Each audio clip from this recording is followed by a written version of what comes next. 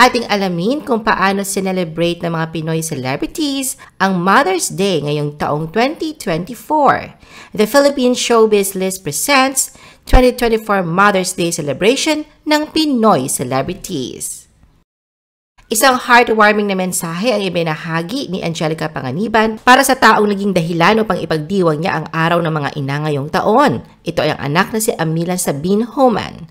Caption niya, "Nang dumating ka, hinigitan mo ang kapasidad kong magmahal." Kalakip ang mga larawan nila ng anak. Isa nakakadurog ng puso naman ang mensahe ng former beauty queen and celebrity mom na si Maggie Wilson para sa kanyang anak. Nag-post siya ng carousel ng mga larawan kasama si Connor para sa Mother's Day 2024. Ang mga larawan ay mula sa huling pagkakataon na magkasama ang mag-ina para sa Mother's Day noong 2022. Lahad niya, "It's been almost 2 years since I last held him and 494 days since we last spoke. I've missed 2 birthdays, 2 Christmas, 2 New Year celebrations, and countless milestones. There is nothing more painful than the loss of a child who I know is growing up without me." Sinabi rin ni Maggie ang dahilan kung bakit hindi na siya gaanong nagpo-post patungkol kay Connor. Ito ay dahil nakatanggap siya ng notice para sa isang protection order na nagbabawal sa kanya na magbahagi ng mga larawan at video ng kanyang sariling anak sa social media. Ipinagbabawal din kay Maggie na makita o makipag-usap kay Connor hanggang sa pagtanda nito. Ipinahayag din niya ang kanyang nararamdaman dahil sa ginawang hakbang na ito ng kanyang estranged husband na si Victor Consunji. Saad ni Maggie, isa nga siyang ina, ngunit pinagkaitan siya ng pagkakataong gampanan tungkulin ng pagiging isa nito. Sa kabila nito, ang pagiging ina niya kay Connor ay mananatili pa rin at walang sino man kahit ang panahon.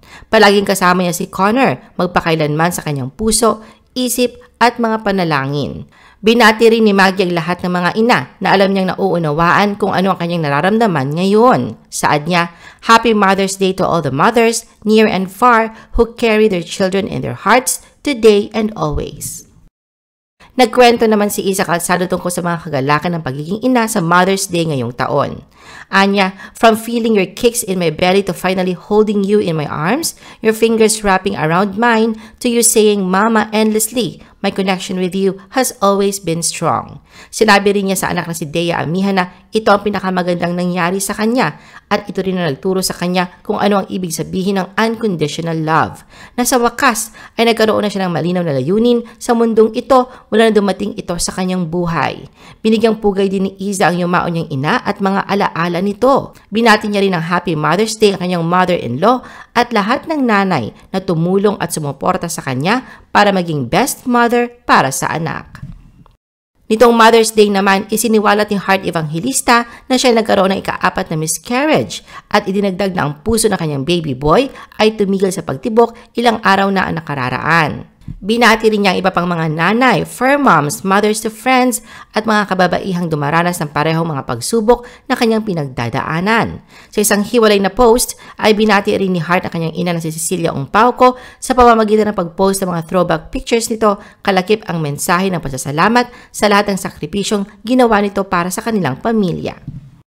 Ipinagdiwang ni Angeline Quinto ang araw ng mga ina sa pamamagitan ng pagbabahagi ng mga video at pictures ng kanyang yumaong ina at ng kanyang anak na si Silvio. Caption niya, "Happy Mother's Day, Mama. Sending you love and hugs to heaven. I miss you. I love you very much." Samantala, nagsulat naman ng pasasalamat at pagmamahal na mensahe si Angeline para sa kanyang anak na magiging isang kuya na sa paparating nitong baby sister. Naglaan naman ng oras si Ann Curtis para mag-post ng pagpupugay sa kanyang motherhood journey. Kalakip ng carousel ng mga larawan kasama ang anak na si Dahlia ay ang caption na, "I love her to the moon and back too, and to infinity and beyond, forever and ever." Inihayag din ni Ann na tunay na napakaswerte at nagpapasalamat siya na naging nanay siya ni Dahlia. Sa unang larawan, makikita ang bouquet of flowers na tila mula sa kanyang mag-ama na may kasamang Mother's Day greeting cards na gawa mismo ni Dahlia. Samantala, tulad ng kanyang asawa, nagbahagi din si Erwan Yusuf ng isang cute na reel sa Instagram na nagbabahagi ng mga clip ni Ann at Dahlia sa kanilang mga trips. Ibinahagi ng Argentine businessman na si Nico Balsico ang isang Instagram reel ng kanyang asawang si Solen Yusuf at mga sandali kasama ang kanilang mga anak na babae na sina Tilan at Maylis. Sa caption, inilarawan ni Nico si Solen bilang isang ina na inuuna ang kanilang mga anak at pinaalalahanan na huwag kalimutang i-prioritize nito ang sarili dahil ang isang happy mom is the best mom. Sa huli ay inihayag niya ang pagmamahal at pinasalamatan ito para sa palagi nitong pag-aalaga sa kanilang pamilya. Ang celebrity mom na si Sofia Andres ay nagbigay sa kanyang sarili ng me time upang gawin ang kanyang paboritong libangan. Sa kanyang pagkahumaling sa sining ng pagpipinta, siya ay metikulosong nagpinta ng isang vibrant bouquet of flowers na nasa isang vase. Kalakip na kanyang masterpiece ay isang nakakaantig na caption. Happy Mother's Day, flowers for you mamas, nang sinamahan niya ng isang hibiscus flower emoji. Sa sumunod na post ay nagbahagi si Sofia ng isang reel kung saan makikita siya nagpipinta ng nasabing masterpiece. Nagbahagi naman ng larawan kasama ang uniko iho niyang si Sky, si Max Collins, na magkayakap habang nakaupo sa damuhan at nilakipan ng caption na Happy Mother's Day to all the strong women out there. Nagbigay pugay naman si Julia Barreto sa kanyang ina na si Marjorie Barreto sa pamamagitan ng pag-post ng isang black and white throwback photo ng kanyang mga kabataan. Proud na caption niya rito, "That's my beautiful mom." Binati ni Miss Universe 2018 Catriona Gray ang kanyang ina na si Mita Gray ng Happy Mother's Day at nag-post ng isang larawan nito na nag-e-enjoy sa labas. Inihayag din niya ang pagmamahal nito para sa ina.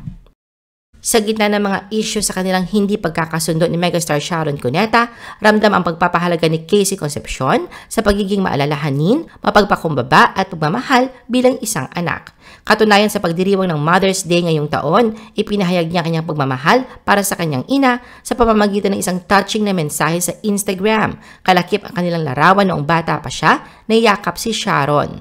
Panimulang caption niya rito, "To my beautiful mama, it's your day. I pray for us to enjoy life's pleasures and adventures together soon." Pinapurihan rin ni Casey si Sharon sa pagpapahayag na siya ang unang tao na kanyang nakilala at minahal. Sinabi niya na ito ang dahilan kung bakit siya naririto ngayon sa mundo. Dinidiin din ni Casey na huwag mag-alala si Sharon sa paraan kung paano siya pinalaki nito dahil laging handa siya maging matatag upang gawing proud ng kanyang ina at iparamdam sa kanya ang pagkakaroon ng isang anak na katulad niya. Sa pagtatapos ng kanyang mensahe, ipinahayag ni Casey ang pagmamahal niya sa kanyang ina at umaasa na mabibigay niya ang buong mundo para hindi mag-alala si Sharon kahit isang sandali pa. Binati rin ni Billy Crawford ang kanyang asawang si Colleen Garcia sa pamamagitan ng pagbabahagi ng video sa Instagram kung saan makikita ang anak nilang si Amari na bumabati ng Happy Mother's Day sa kanyang ina. Makikita rin na mag-ina na nagsasaluhan ng yakap at halik. Nagpadala rin ng mensahe ang beauty queen na si Winwin Marquez sa lahat ng strong and loving na mga ina. Sa pamamagitan ng Instagram, ibinahagi niya ang isang clip na kanyang pagpapakain sa anak niyang si Luna. Mababasa sa caption ang pagpapahalaga niya sa pagiging ina na kahit may dalaman itong pagsubok ay may kaligayahan naman ding hatid ito sa kanya na hindi mabibili ng anumang pera. Nagpakita rin ng pagmamahal si Miss Universe Philippines 2023 Michelle Marquez D sa kanyang ina na si Miss International 1979 Melanie Marquez ngayong Mother's Day kahit na sila ay oceans apart.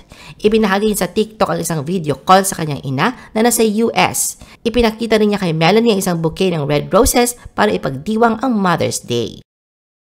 Si Melly Cantiveros ay nagdala naman ng katatawanan sa Mother's Day greeting niya sa ina sa isang Instagram post. Sa caption, inilarawan niya kanyang ina bilang isang mother dinosaur at sinamahan ng larawan na tila pinapagalitan nito ang kanyang ama. Nag-post din siya ng hiwalay na mga larawan nila ng kanyang mga anak na sina Mela at Stella na nagsasabi na sila ang dahilan ng kanyang maternity. Sweet and short naman ang pagbati ni Derek Ramsey sa kanyang asawang si Ellen Adarna ngayong Mother's Day. Kalakip ang larawan nila na magkayakap. Sa comment section, nag-iwan naman ng dalawang red heart emoji si Ellen. Binigyang pugay din ni Derek ang kanyang ina sa hiwalay na post at sinabi na ito ang best mother in the entire universe.